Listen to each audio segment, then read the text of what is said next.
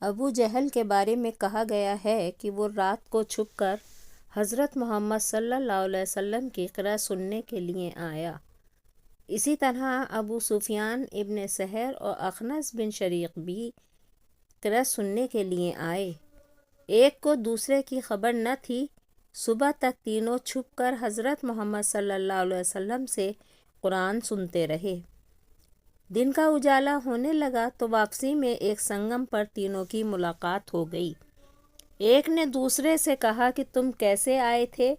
جب بات کھلی تو اب سب نے آپس میں یہ معاہدہ کیا کہ ہم کو قرآن سننے کے لیے نہیں آنا چاہیے، کہیں ایسا نہ ہو کہ ہمیں دیکھ کر قریش کے نوجوان بھی آنے لگیں اور آزمائش میں پڑ جائیں۔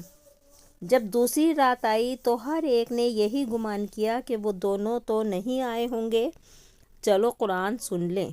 غرض یہ کہ صبح کے قریب پھر تینوں کا سنگم ہوا اور خلاف معاہدہ ہونے پر ہر ایک دوسرے کو ملامت کرنے لگے اور دوبارہ معاہدہ کر لیا کہ اب کے نہ جائیں گے۔ سبحان اللہ، قرآن اور وہ بھی محمد صلی اللہ علیہ وسلم کی زبان سے، بھلا ان کو کب سونے دیتا تھا۔ اور جب تیسری رات آئی تو پھر تینوں حضرت کی مجلس میں گئے، پھر صبح کے وقت معاہدہ کر لیا کہ آئندہ سے تو ہرگز نہیں آئیں گے۔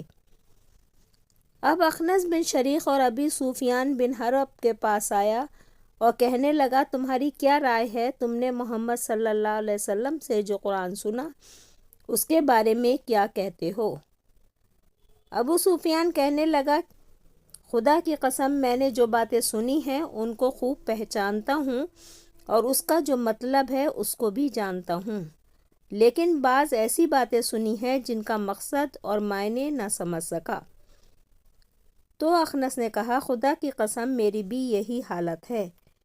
پھر اخنس وہاں سے چل کر ابو جہل کے پاس آیا اور کہنے لگا محمد صلی اللہ علیہ وسلم سے جو کچھ سنا تمہاری اس بارے میں کیا رائے ہے اور تم نے کیا سنا؟